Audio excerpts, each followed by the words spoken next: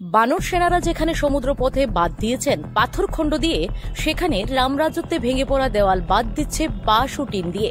হনুমান সুগ্রীব ভাগ্যিস নিকোজিশনের পাল্লায় পড়েনি, না হয় রাম সীতা দেবীকে উদ্ধার করতে পারতেন না। হ্যাঁ, রাম রাজত্ব চলছে চারদিকে। যখন নিকোজিশন ঘিরে ধরেছে গোটা ত্রিপুরা রাজ্যকে, সেখানে ধনপুর বিধানসভার কাঠালিয়া বাদ পড়বে কেন?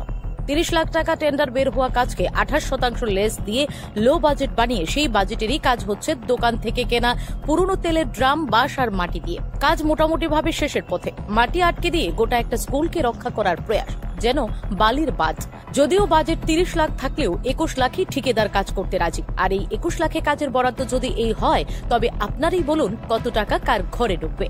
ঠিকাদার ঝুটন দত্তই বা কি করবে? তিনিও তো টাকা কামানোর জন্যই এসেছেন। সবাইকে দিয়েই তো নিজেরটা বুঝে নিতে হবে। তার জন্যই কি কাজের এই নমুনা?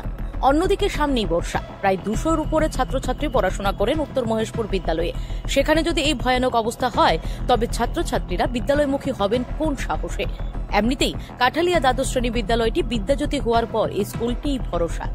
এখন দেখার বিষয়, সত্যি কিভাবে কবে এই কাজটির সঠিক সমাপ্তি করে ঠিকাদার, আর কবেই বা নেতাবাবুদের হাত ধরে ফিতে কেটে উদ্বোধন হয় বাঁশ, টিন, মাটিতে ভরাট পূর্ণ এই দেওয়ালের।